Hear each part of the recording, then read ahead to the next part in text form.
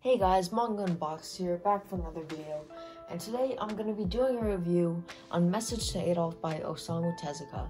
Osamu Tezuka is considered the father of manga, and he's supposedly inspired a lot of what modern manga is today, and he's done a lot of manga a long time ago. He's dead now, I'm pretty sure, because a lot of the stuff that he did is from a long time ago, and it's also pretty out of print. Like, this series was out of print from a long time, and it recently got a reprint, so a lot of people picked it up, and so did I. And I read it, and my consensus is it is very, very good. So before I tell you why it's so good, let me tell you what it's about. So if you couldn't already tell by the title, it's a World War II story that follows a man named Toge and three people named Adolf. And obviously, you can probably guess, one of them is Adolf Hitler, one of them is a boy named Adolf Camille, and Adolf Kaufmann. Adolf Kaufmann and Adolf Camille are friends, and one is the son of a Nazi, and one is brought up in a Jewish family and he's Jewish. And so obviously there's conflict there. But Adolf Kaufmann, even though he's the son of a Nazi, he doesn't understand the hatred towards Jews, and he basically opposes his father about that, and he's an innocent child who just wants to be friends with Adolf Camille. But then you see them progress as life goes on, and Adolf Kaufmann eventually gets sent to the Hitler Youth Program by his father, and you see how he progresses from an innocent child that is nice-hearted, kind-hearted, to a kind of bad man. So there's a ton of development in the story, especially with the main cast of Adolf Kaufmann and Adolf Camille. And you don't really follow Adolf Hitler that much, but since it's a World War II story, he's obviously gonna be a huge part of the whole plot, and a lot of it revolves around him. Because if you know any World War II history, you know Adolf Hitler is a big part of World War II, which is obvious.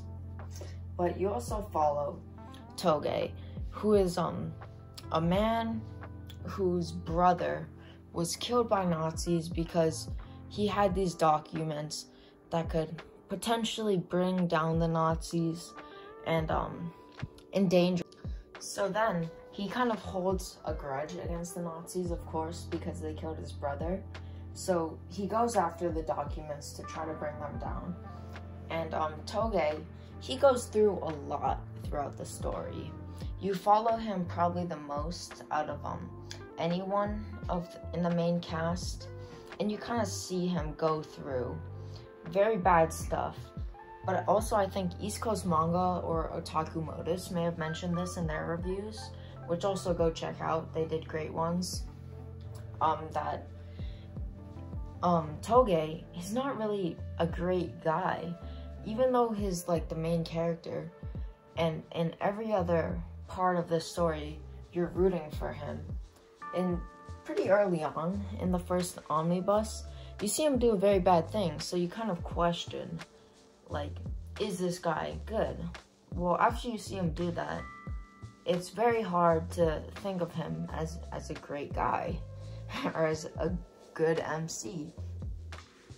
And also, you see that with Adolf Kaufmann and Adolf Camille as they progress. And of course, I'm not even gonna go into that.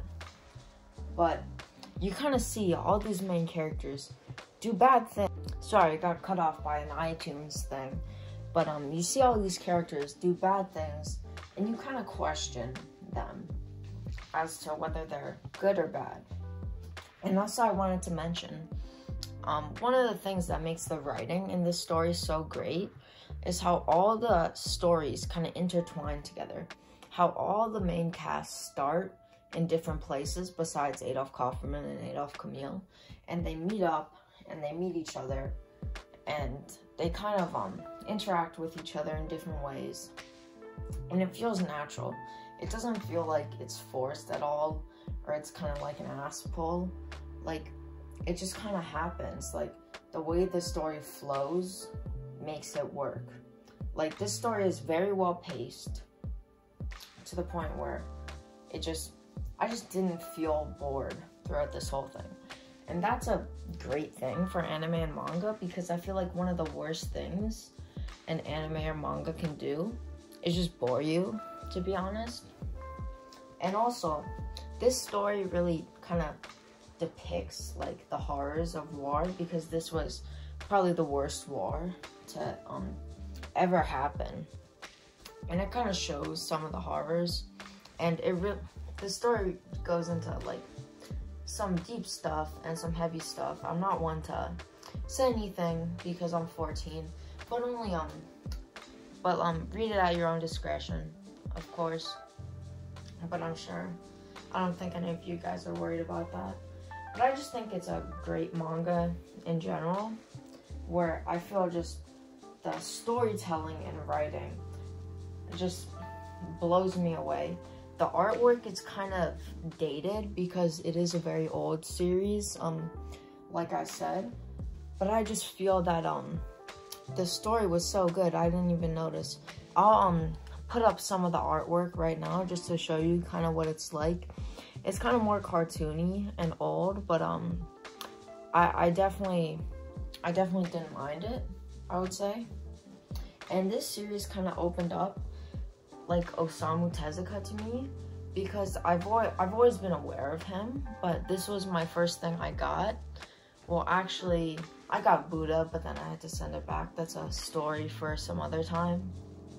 But I definitely want to get some of his other stuff. I want to get Buddha again, but I had to send it back.